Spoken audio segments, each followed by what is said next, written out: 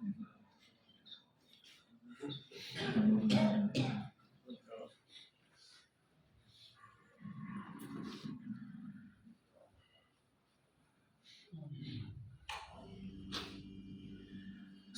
عليكم ورحمة الله وبركاته.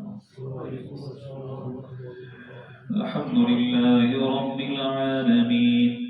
إن الحمد لله نحمده ونستعينه ونستغفره ونعوذ بالله من شرور أنفسنا ومن سيئات أعمالنا. من يهده الله فلا مضل له ومن يضلل فلا هادي له. وأشهد أن لا إله إلا الله وحده لا شريك له. وأشهد أن محمدا عبده ورسوله. أما بعد فإن خير الحديث كتاب الله وخير الهدي هدي محمد صلى الله عليه وسلم.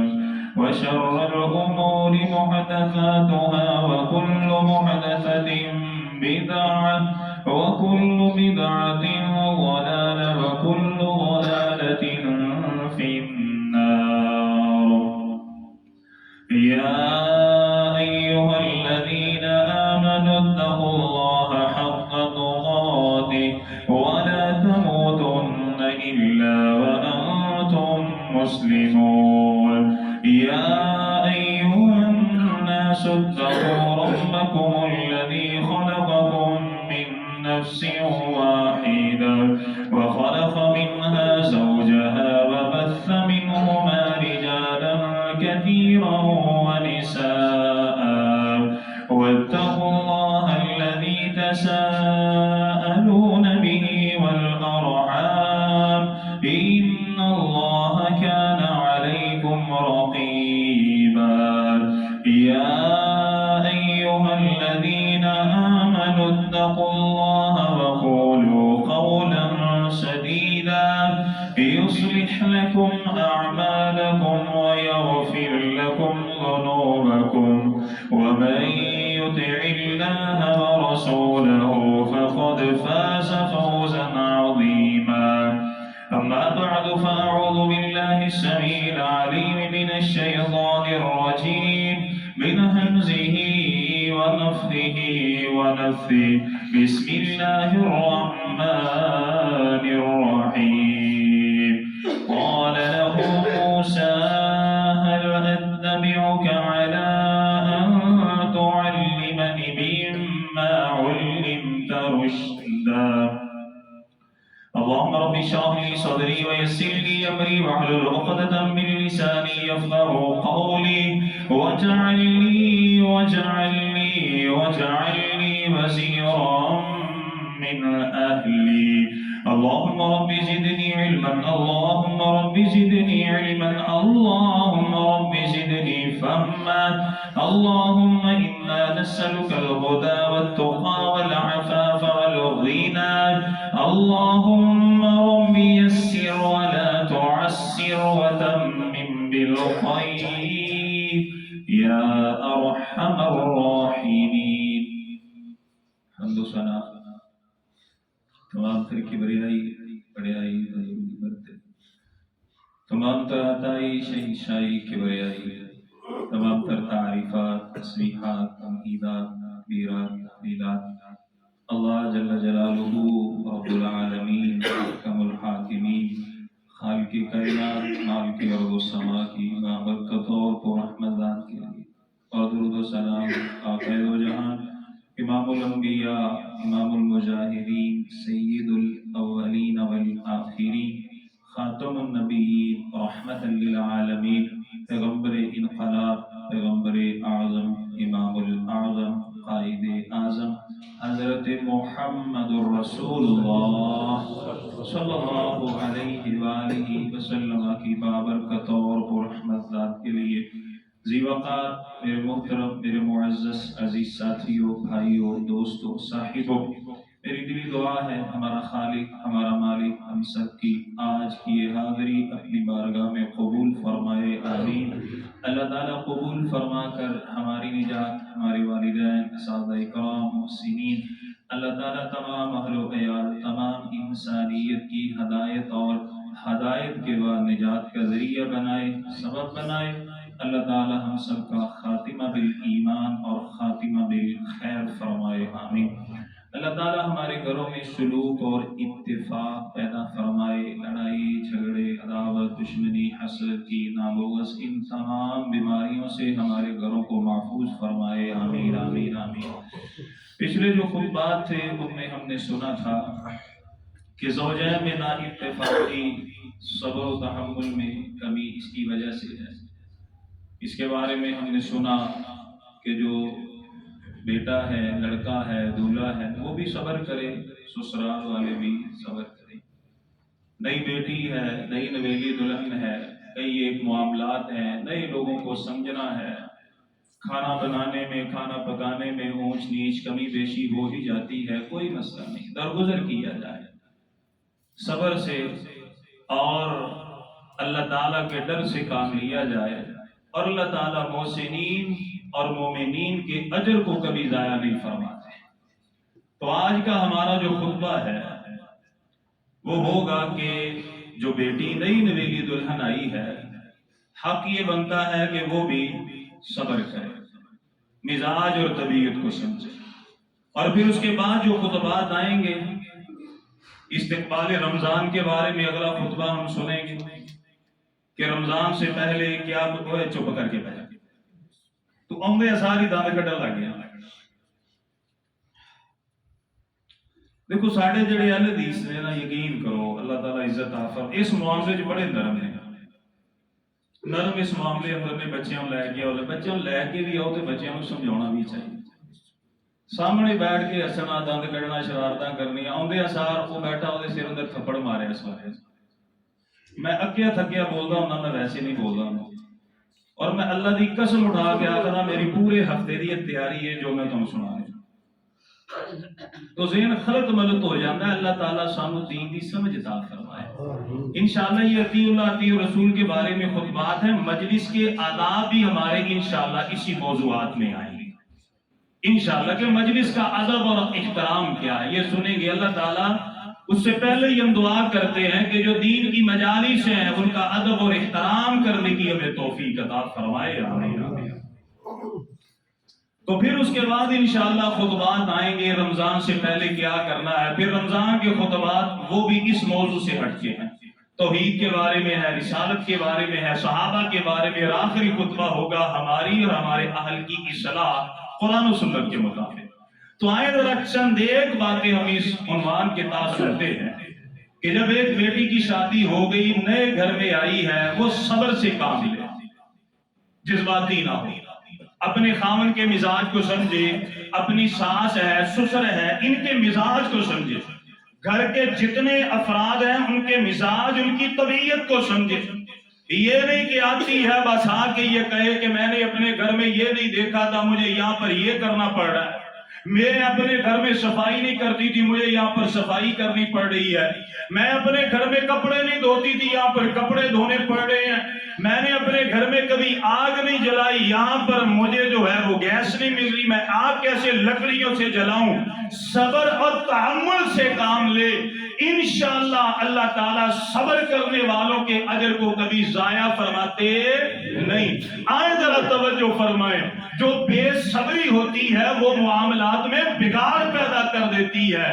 تحمل مزاجی سے کام لینا، صبر سے کام لینا، یہ بڑے بڑے میدانوں میں ایک انسان اور مجاہد کو فتح عطا فرماتا ہے۔ جو بندہ صبر کرنے والا ہے اللہ تعالیٰ اس کا ساتھ دینے والے ہیں۔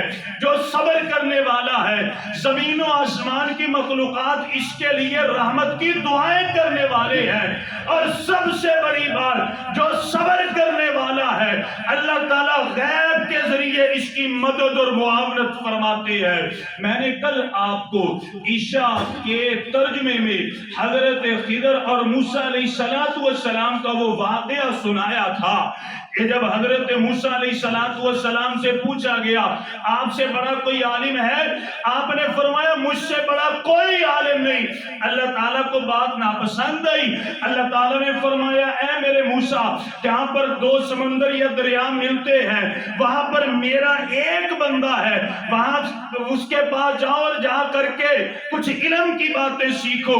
جب حضرت خضر علیہ السلام سے حضرت موسیٰ علیہ السلام ملے، آپ نے فرمایا ہاں بھئی بات یہ ہے میں تجھے علم کی باتیں بتلاؤں گا، میں سمجھاؤں گا، لیکن آپ نے کرنا کیا ہے؟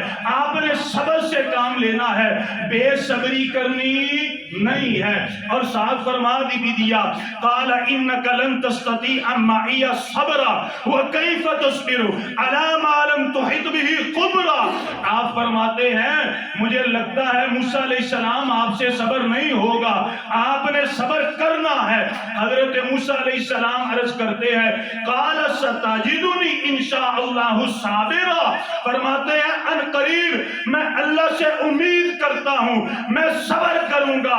قرآن بیان فرماتا ہے دونوں چل پڑے حتی اذا رکبا فی السفینہ خرقها، کشتی میں سوار ہوئے۔ حضرت خضر علیہ السلام نے ایک تختہ اکھاڑ دیا، حضرت موسیٰ علیہ السلام سے رہا نہ گیا، پھر سوال کر لیا، پھر کہا میں بھول گیا، پھر آگے چلے حتی اذا لقی غلاما فقتلا، ایک بچہ ملا، حضرت خضر علیہ السلام نے بچے کو قتل کر دیا، پھر صبر نہ ہوا، کہنے لگے اگر اب کی بار میں کروں گا تو میری پکڑ کیجئے گا۔ آگے گئے ہیں، پھر دیکھا کہ ایک بستی میں آئے، بستی والوں نے کہا کھانا نہیں کھلائیں گے۔ حضرت خضر علیہ السلام نے ایک دیوار دیکھی اور اسے نئے سرے سے تعمیر کر دیا۔ حضرت موسیٰ علیہ السلام پھر سے عرض کرتے ہیں، کہتے ہیں ایک تو ضیافت نہیں کی، دوسرا آپ نے بغیر مزدوری کے دیوار کھڑی کر دی۔ حضرت خضر علیہ السلام نے فرمایا قال ھذا فراق بینی و بینک، آج میرے اور تیرے درمیان تفریق ہو چکی ہے۔ کس وجہ سے؟ آپ نے صبر کیا، صبر نہیں کیا، اس وجہ سے۔ یہ مکمل آپ آیات پڑھے پتہ یہ چلے گا۔ آئے میرے محترم، جو بے صبری ہوتی ہے کام میں بگاڑ پیدا کر دیتی ہے، جو بے صبری ہوتی ہے یہ تفریق پیدا کر دیتی ہے، جو بے صبری ہوتی ہے بنے بنائے گھر کو تباہ و برباد کر دیتی ہے۔ اللہ اکبر کبیرہ۔ اب یہ بیٹی نئے گھر میں آئی ہے، مزاج سمجھے طبیعت سمجھے، غور کرے۔ میں اپنے گھر میں تو صبح 8 بجے اٹھتی تھی، اس گھر میں تو تہجد کے وقت اٹھنے کا رواج ہے۔ میرے ماں باپ مجھے کام نہیں کہتے تھے، میرے ساس سسر جو ہیں یہ تو نماز فجر کے وقت چائے پیتے ہیں، ان کا معمول ہے۔ میرے اپنے گھر میں تو یہ تھا میں رات کے برتن صبح کو دھوتی تھی، لیکن یہاں پر رات کے برتن رات کو دھو کے سونا پڑے گا۔ میں اپنے گھر میں کپڑے نہیں دھوتی تھی، یہاں پر تو معاملہ کچھ اور ہے، سیکھنا پڑے گا، صبر کرنا پڑے گا۔ یہ نہیں کہ پہلے دن آتے ہی کہے جی میں تو اپنا یہاں پہ جو ہے روب جما کے رکھوں گی، میری بات ہو تو اختلاف کیجئے۔ قرآن ہے، سورہ الحجرات ہے، آیت نمبر 14 ہے، قالت الاعراب آمنا۔ میرے محبوب پیغمبر مدینے میں تشریف فرما ہے، وہ بستیوں کے لوگ آئے، آ کر کے کہتے ہیں ہم ایمان والے ہو گئے، ہم ایمان والے ہو گئے۔ اللہ تعالیٰ نے بیان فرمایا قل اے نبی فرما دیجئے لم تؤمنوا ولکن قولوا اسلمنا، ابھی تم ایمان والے نہیں ہوئے، ابھی تو کلمہ پڑا ہے، دار اسلام میں داخل ہوئے ہو۔ ولم يدخل الایمان فی قلوبکم، ابھی ایمان جو ہے وہ تمہارے سینوں میں راسخ ہوا نہیں۔ ابھی دعویٰ نہ کرو، ابھی اعلان نہ کرو، ابھی بات کو سمجھو، دین کی تعلیمات کو سمجھو، کائنات کے ایمان کی اطاعت اور فرما برداری کا طریقہ کیا ہے، ان باتوں کو سمجھو پھر یہ بات کرنا۔ اور ہاں یاد رکھو اگر سمجھو گے، غور کرو گے، سمجھو گے، غور کرو گے، صبر کرو گے، تحمل کا مظاہرہ کرو گے، وَإِن تُطِيعُوا اللَّهَ وَرَسُولَهُ لَا يَلِتْكُم مِّنْ أَعْمَالِكُمْ شَيْئًا، پھر اللہ تعالیٰ تمہارے اعمال کو کبھی ضائع کر سکتے نہیں کر سکتے. آئے سمجھنا پڑے گا. میری بیٹی سمجھ, میری بہن غور کر, اپنے خاون کے مزاج کو, ساس سسر کے مزاج کو سمجھ لے. تو نے اس گھر کو آباد کرنا ہے, اجاڑنا نہیں ہے. اس گھر میں رہنا ہے, اسے چھوڑ کے نہیں جانا. یہ اتنا خرچہ کیا, تجھے قرآن کے سائے میں الوداع کیا. کیا اس لیے الوداع کیا تھا کہ پہلے دن آتے ہی لڑائی جھگڑا شروع ہو جائے؟ انہو من یتقی و یصبر فإن اللہ, اے میری بیٹی صبر کرے گی, تقوی اختیار کرے گی, اللہ تعالیٰ تیرے اجر کو کبھی ضائع کر سکتے نہیں. سمجھے, غور کرے. کیسے؟ جیسے میری اور آپ کی ماں امی خدیجۃ الکبریٰ نے میرے محبوب پیغمبر کو سمجھا رضی اللہ تعالی عنہا. ایسی مائیں قسمت والوں کو ملتی ہے. اللہ اکبر کبیرہ. میرے محبوب پیغمبر علیہ السلام کی پہلی بیوی, پہلی زوجہ, اور اللہ تعالیٰ نے ایسی عزت عطا فرمائی جتنی دیر تک میرے نبی کے نکاح میں رہی ہیں, حیات رہی ہیں, کائنات کے امام نے دوسرا نکاح کیا نہیں کیا. یہ عظمت تھی امی خدیجہ کی, یہ شان تھی امی خدیجہ کی. اور مقام کیا ملا؟ کبھی جبرائیل امین سلام لے کر کے آتے ہیں, کبھی اللہ کا سلام آتا ہے, کبھی فرشتوں کا سلام آتا ہے. اور امی خدیجۃ الکبریٰ کی شان کیا ہے؟ اللہ تعالیٰ نے جبرائیل امین کو بھیجا, جاؤ میرے بیوی کی, جاؤ میرے نبی کی بیوی کو خوشخبری سناؤ. اللہ تعالیٰ نے جنت میں آپ کو موتی, ہیرے, جواہرات کا ایک محل عطا کر دیا ہے. کیوں ملا؟ وجہ کیا تھی؟ کیوں ملا؟ میرے نبی کی فرما برداری, اپنے خاوند کا ادب, اس کا احترام. اللہ اکبر کبیرہ. آئیں ذرا میں آپ کو صحیح بخاری میں لے کر کے چل جاتا ہوں. صحیح بخاری ہے, حدیث نمبر 3 ہے. جب کائنات کے امام کے اوپر پہلی وحی آئی, حضرت جبرائیل امین نے سینے کے ساتھ دبایا, میرے محبوب پیغمبر کانپتے ہوئے گھر میں آئے, اپنی بیوی, پیاری بیوی سیدہ خدیجہ سے فرمایا, زملونی زملونی, میرے اوپر چادر اوڑھ دو, میرے اوپر چادر اوڑھ دو. کبھی کسی عالم دین سے سنا امی خدیجۃ الکبریٰ نے فرمایا ہو, ڈرے ہوئے لگ رہے ہیں, کیا معاملہ ہے, کیا بات ہے, مجھے تو بتلائیے, کیوں ڈرے ہوئے ہیں, مسئلہ کیا ہے؟ میری اماں نے کوئی ایسا سوال کیا کیوں نہیں کیا؟ سیاڑیاں عورتاں کہندیاں ہوندیاں نے, اپنیاں تیاں نو, نوواں نو سمجھاؤندیاں ہوندیاں نے, دو موقعیاں تے کدی بھی اپنے شوہر نو تے میرے پتر نو پریشان نہیں کرنا. اور میری والدہ بھی یہ نصیحت کیا کرتی تھی. میری والدہ کہا کرتی تھی, کہتی تھی کہ اے میری بیٹی, جب تیرا خاوند آئے, دو موقعوں پر اسے ٹینشن دینی نہیں ہے. اب یہ ایک تھکا ہارا جب گھر میں آئے تو اسے اچھے طریقے سے ویلکم کرنا, یہ سیانی سمجھدار عورتوں کی نصیحت. جب خاوند گھر میں آئے, اسے یہ نہیں کہ دکھڑے سنانے ہیں, آج تیری ماں نے یہ کہہ دیا, تیری بہن نے یہ کہہ دیا, آج یہ ہمسائی نے اس طرح کر دیا. وہ پتہ نہیں باہر سے کتنا کھپیا آیا, پریشان آیا ہے, وہ تو اپنی پریشانی میں گھر آیا تھا, لِتَسْكُنُوا إِلَيْهَا, تاکہ وہ اپنی بیوی سے ملے, سکون حاصل کر لے. لیکن جب ہی گھر میں آیا, ہونا تو یہ تھا کہ جب دروازہ کھولتا تو ساری پریشانیاں دور ہو جاتی, لیکن دروازہ کھولے آتے کہدیاں ساریاں پریشانیاں نے پھر ویلکم کیتا, یہ سر پکڑ کے بیٹھ گیا. تو جو سیانی عورتیں ہوتی تھی, کہتی تھی بیٹا جب خاوند گھر میں آئے اسے کوئی پریشانی والی بات بتانی. اور دوسرا موقع, یہ تو کھانا کھان لگے, جب وہ کھانا کھانے لگے, تھکا آیا ہے, باہر سے پتہ نہیں کیا معاملات ہے, جب کھانا کھانے لگے تو بیٹے کو پریشان نہیں کرنا, کوئی لڑائی والی بات نہیں کرنی, پہلے کھانا کھانے دینا, پھر اس کے ساتھ پھر اس کے بعد بات کرنا.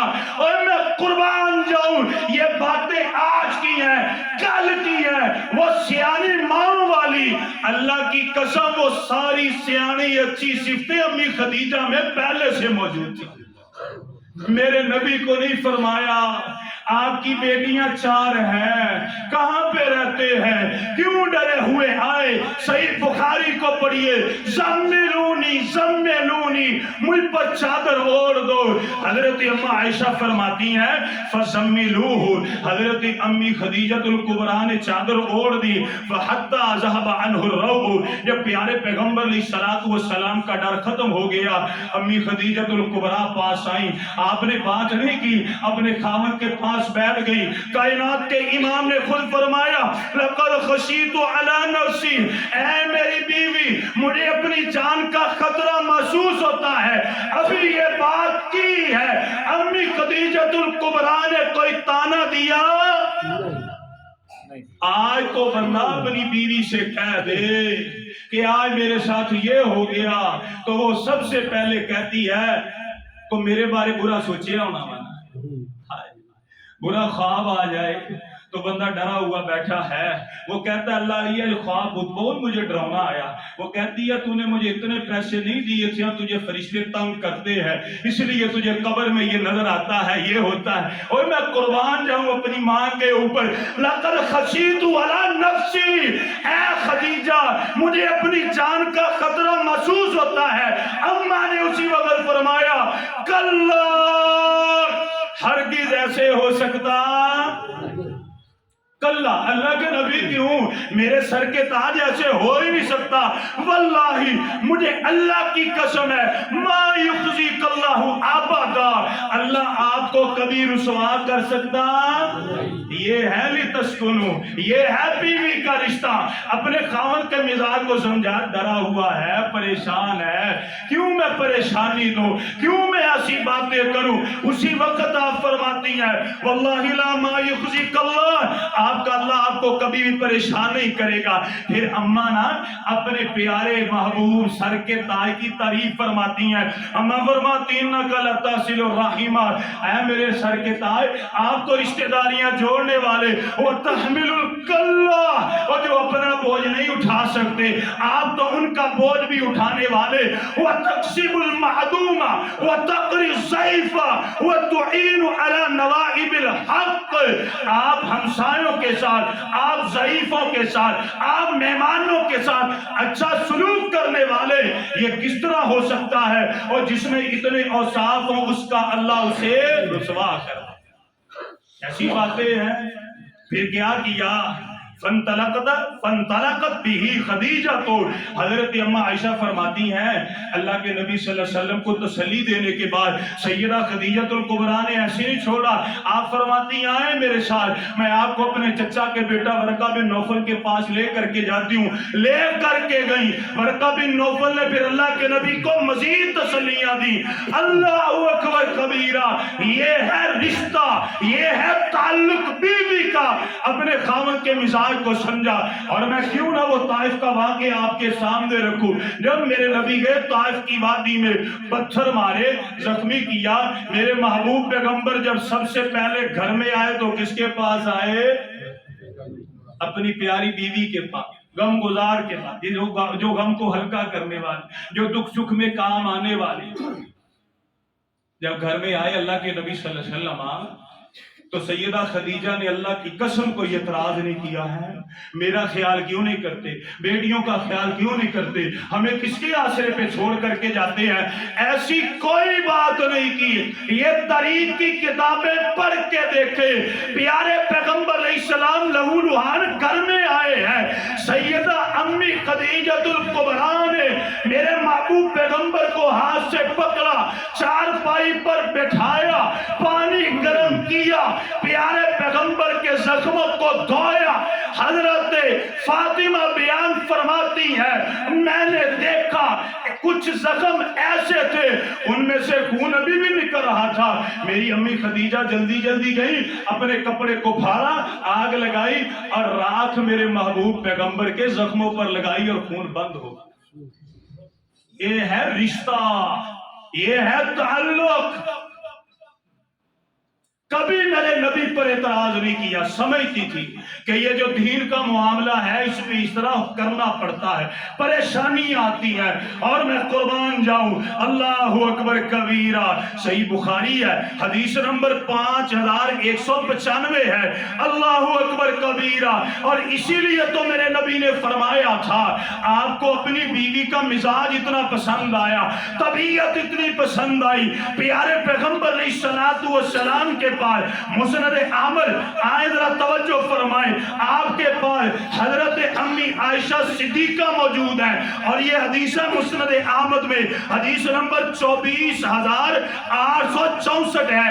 پیارے پیغمبر علیہ السلام سے روایت کرتی ہے، سیدہ امی عائشہ فرماتی ہیں، اذا ذکر خدیجہ اثنا علیہ فاحسن الثناء، آپ فرماتی بس عجیب سا معاملہ ہے کہ جب بھی اللہ کے نبی میرے پاس بیٹھ کے کہتے خدیجہ تو ایسی تھی، خدیجہ تو ایسی تھی، خدیجہ تو ایسی تھی۔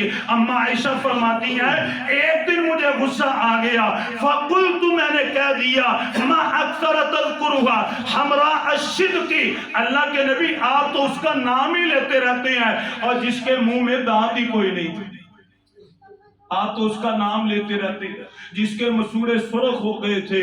پھر امی عائشہ صدیقہ فرماتی ہیں، قد ابدلک اللہ عز و جل بہا خیرا منہا، اللہ جل شانہ نے سیدہ خدیجہ سے آپ کو اعلیٰ بیویاں عطا فرمائی ہیں۔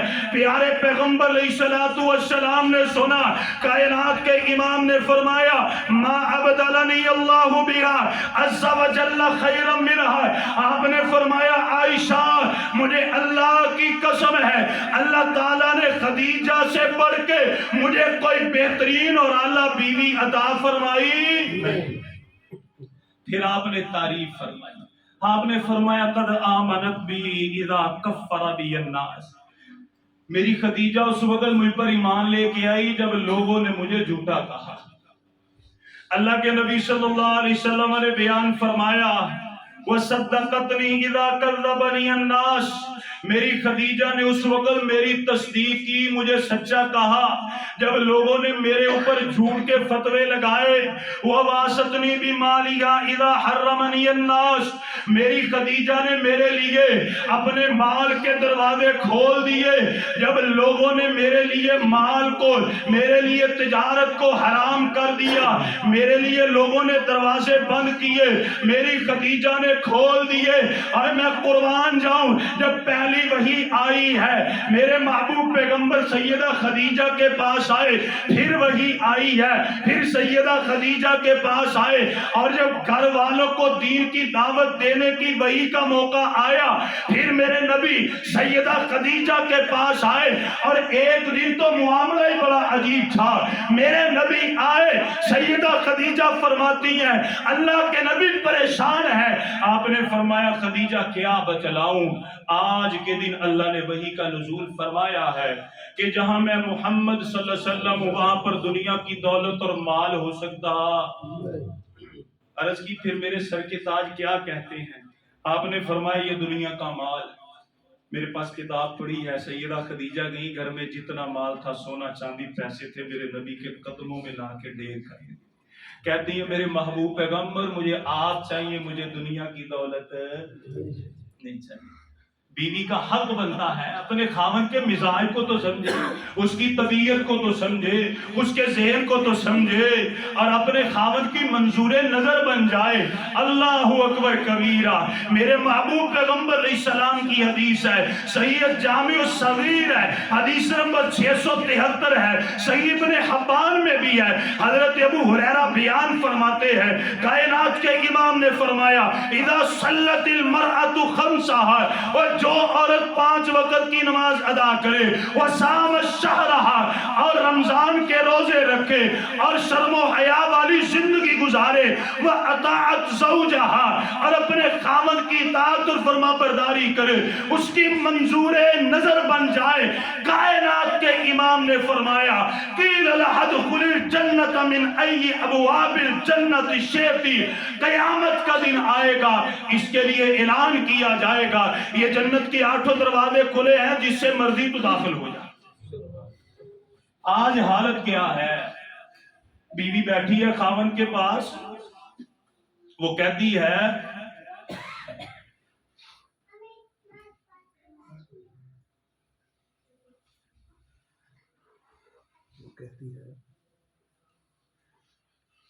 پیچھے کچھ کہہ رہے ہیں. بیوی اپنے خاوند کے پاس بیٹھ کے پتہ کیا کہتی ہے کہ اے جڑی تیری بہن ہے نا، اے میرے وال اچھے طریقے نہ نہیں ویکھدی تو اینوں نہ بلایا کر. یہ تیری ماں ہے نا، یہ زبان کی بڑی تیز ہے، میں اس کے ساتھ نہیں رہ سکتی. یہ جو تیرا بھائی ہے نا، اس کے ساتھ بھی میں نہیں رہ سکتی. آج بیویاں اپنے خاوند کے اوپر آرڈر لگاتی ہیں کہ میں اپنے گھر میں اس طرح رہتی تھی، اس طرح میں نہیں رہ سکتی. نہ تیری بہن کے ساتھ، نہ تیرے بھائی کے ساتھ، نہ تیرے فلاں رشتے کے ساتھ. اے لوگوں، اس بیٹی نے خاوند کے ساتھ زندگی گزارنی ہے. پہلے اس کے مزاج کو، طبیعت کو سمجھے تو صحیح، پھر اس کے مطابق آرڈر لگانا بھی شروع کر دے. پہلے اس کی بنے تو صحیح، جب یہ اس کی بنے گی پھر یہ اس کا بن جائے گا. جس مرضی سانچے میں اپنے خاوند کو ڈال لے، ابھی تو سمجھا ہی نہیں ہے، ابھی تو دل کی باتیں کی نہیں ہے، آتے ہی اس کے اوپر آرڈر لگانے شروع کر دیے. آخری حدیث ہے. میں دعا کرتا ہوں اللہ ہماری بہنوں بیٹیوں کو اس حدیث پر عمل کرنے کی توفیق عطا فرمائے. پیارے پیغمبر علیہ السلام کی حدیث ہے، سنن نسائی ہے، 32-33 ہے، صحیح مسلم میں بھی یہ روایت موجود ہے. پیارے پیغمبر سے سوال کیا گیا، ای النساء خیر، اللہ کے نبی بہترین عورتوں کی نشانی کیا ہے؟ کون سی عورت بہترین ہے؟ کون سی بیوی اعلیٰ ہے؟ پیارے پیغمبر نے فرمایا التی تسرہ اذا نظر، سب سے بہترین عورت وہ ہے کہ جب اس کا خاوند اسے دیکھے تو وہ خوش ہو جائے. وَتُطِيعُهُ إِذَا أَمَرَ، جب اس کا خاوند اسے معروف طریقے سے کام کہے یہ عمل کرے. پھر پیارے پیغمبر علیہ السلام نے بیان فرمایا وَلَا تُخَالِفُهُ فِي نَفْسِهَا وَمَالِهَا بِمَا يَكْرَهُ، کبھی بھی اپنے خاوند کو اپنی ذات کے معاملے میں، دنیا کے مال کے معاملے میں پریشان نہ کرے. عورت سمجھے تو صحیح پہلے. اور آخری بات، سیدہ عائشہ صدیقہ رضی اللہ تعالی عنہا نے جب پیارے پیغمبر علیہ السلام سے یہ ساری باتیں سیکھ لی تو پھر ایک تبدیلی آئی. پھر پیارے پیغمبر کے مزاج کو سمجھ لیا، جس طرح پچھلے خطبات میں ہم نے سنا تھا.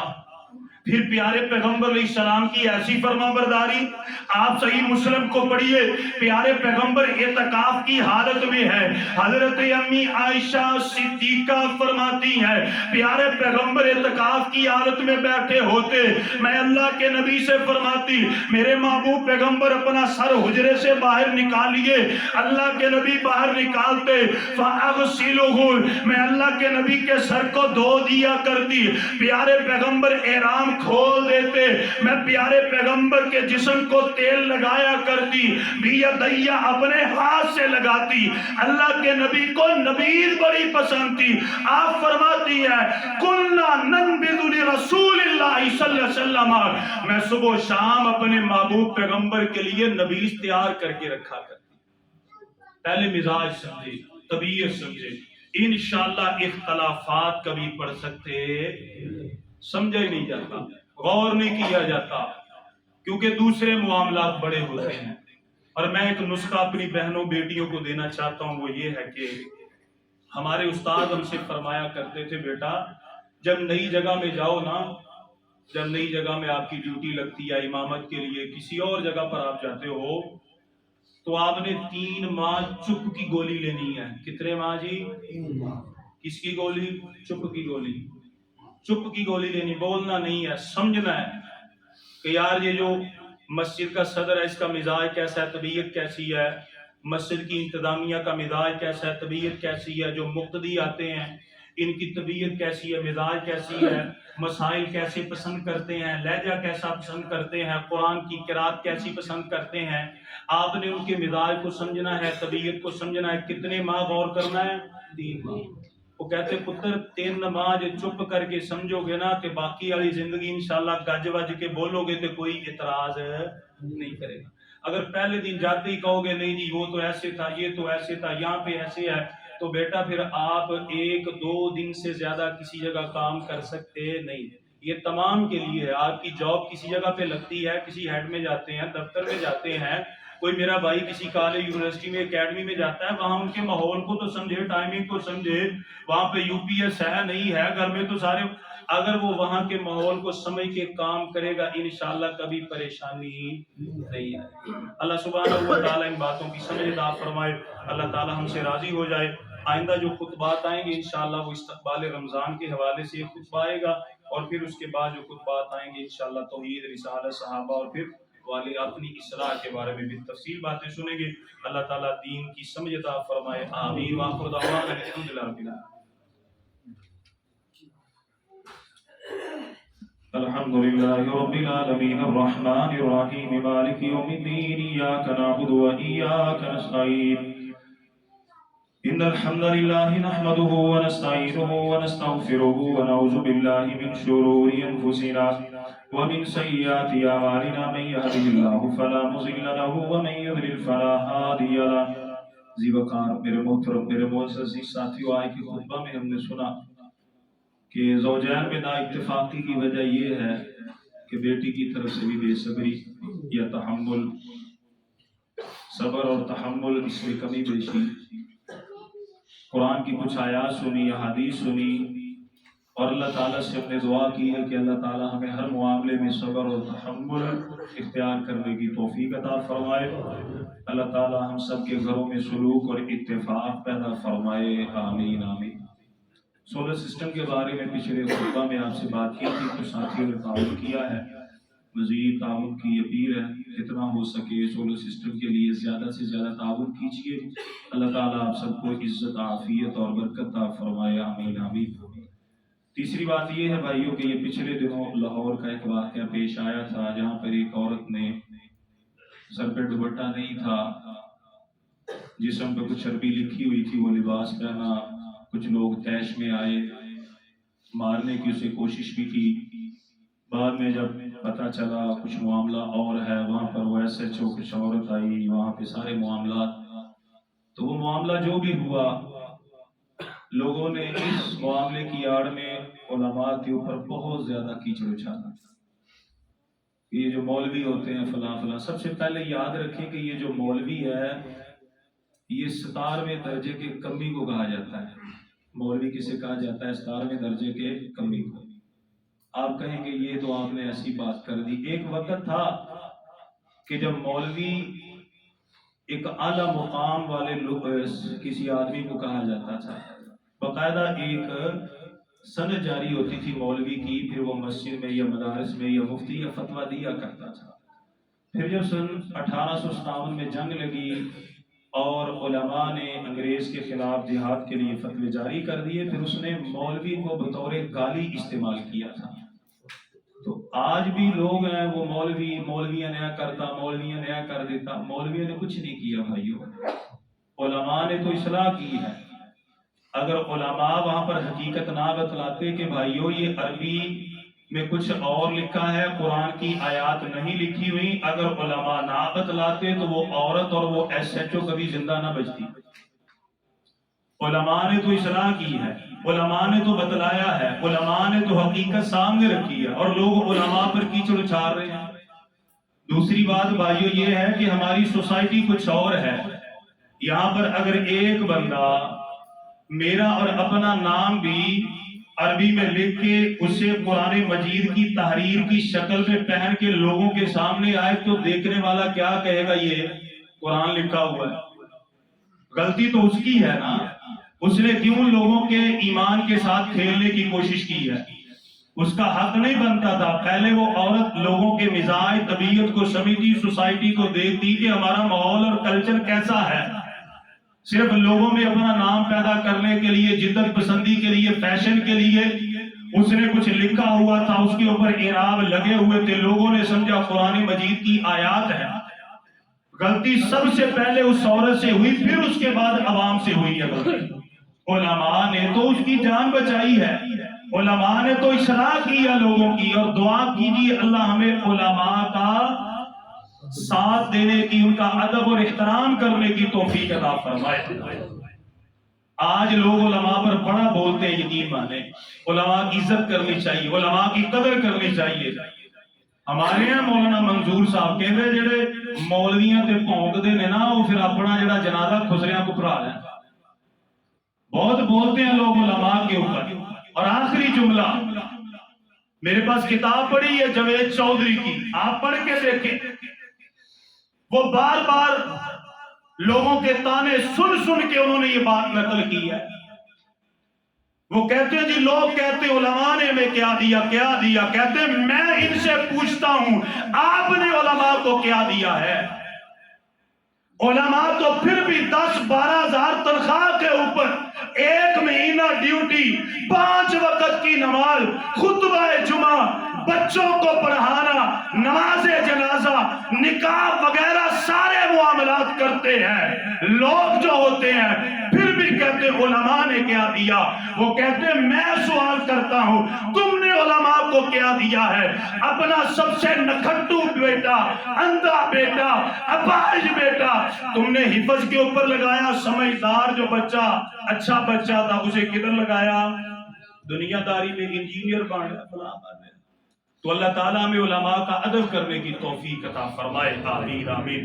دعائے عافیت کے لیے کہا گیا ہے، دعا کریں۔ عابد بھائی ہمارے بڑے اچھے ساتھی ہیں، ان کے لیے دعا کریں اللہ تعالیٰ حج اور عمرے کے لیے اپلائی کیا، اللہ تعالیٰ ان کا وہ ٹکٹ نکالے اور اللہ کے گھر کی زیارت کریں۔ ہمارے ایک بہت بڑے اچھے ساتھی ہیں قاری صاحب، ان کی اہلیہ کافی علیل ہے، دعا کریں اللہ تعالیٰ ان کی اہلیہ کو شفاء کاملہ عاجلہ عطا فرمائے۔ ہمارے ایک اور ساتھی ہیں بیٹھے ہیں، وہ بھی کافی علیل ہیں، دعا کریں اللہ تعالیٰ انہیں صحت عطا فرمائے۔ نعیم بھائی دعا کریں اللہ تعالیٰ انہیں صحت عافیت تندرستی عطا فرمائے۔ اور اسی طرح شاہد بھائی ہیں، ان کی بیٹی کے لیے دعا کریں اللہ تعالیٰ ہماری بیٹی کو صحت اور عافیت عطا فرمائے۔ ہمارے ایک ساتھی حضروں سے آتے ہیں، ان کی بہن کے لیے دعا کریں اللہ تعالیٰ ان کی بہن کو شفاء کاملہ عاجلہ عطا فرمائے۔ اور اسی طرح ہمارے ایک بڑے محترم بھائی ہیں، انہوں نے دعا کے لیے کہا ہے، دعا کریں اللہ تعالیٰ ان کو ان کے اہل کو خصوصی رحم و کرم عطا فرمائے، عزت عافیت صحت تندرستی عطا فرمائے۔ بھائی عبد الغفور ان کے بیٹے عبد المقتدر ان کا ولیمہ تھا، انہوں نے دعا کے لیے کہا ہے، دعا کریں اللہ تعالیٰ شادی خانہ آبادی فرمائے، اللہ تعالیٰ گھر میں سلوک اور اتفاق پیدا فرمائے، اللہ تعالیٰ دین اسلام کا بول بالا فرمائے۔ غزہ کے لیے لازماً دعا کیجیے، اللہ تعالیٰ غزہ کے مسلمانوں پر رحم و کرم نازل فرمائے، اللہ تعالیٰ انہیں آزادی عطا فرمائے، جو ظالم ظلم کرنے والے اللہ تعالیٰ انہیں تباہ و برباد فرمائے۔ اللہم لعن الکفرۃ الذین یصدون عن سبیلک ویکذبون رسلک ویقاتلون اولیاءک، اللہم خالف بین کلمتہم وزلزل اقدامہم وانزل بہم بأسک الذی لا تردہ عن القوم المجرمین۔ سبحان ربک رب العزت عما یصفون وسلام علی المرسلین والحمد للہ رب العالمین۔